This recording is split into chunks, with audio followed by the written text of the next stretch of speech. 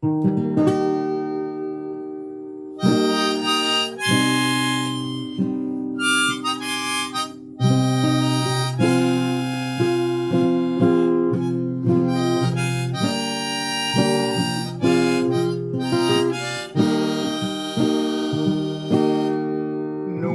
ลปองห่างใจงามสวยเด่น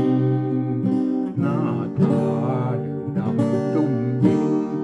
สมควรเป็นกัลยาณีตัวอา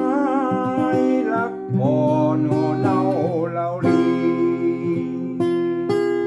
เพียงไอ้นี้เหมือนหมาแงบอกเครื่องบินชาตินี้จะมีบุญไหม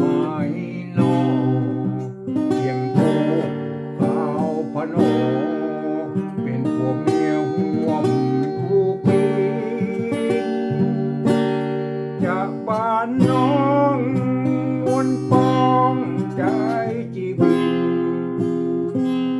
ดีดดีดดินดินม่วนซื่นอยู่คู่วันห้องห้ำห้ำเพลงอยู่คนเดียวสั่งมาเหี่ยวใจเพราะอยากได้น้องมาเป็นคู่เกี่ยวก้อยกันปัญญาน้อยแต่ละได้กล้าหำปันฐานะเกิงกันสองเฮาเหมือนฟ้ากับดินไอ้คนจนหน้ามนต์บ่เลี้ยวพอกายน้อยก็แบ่งนางโอ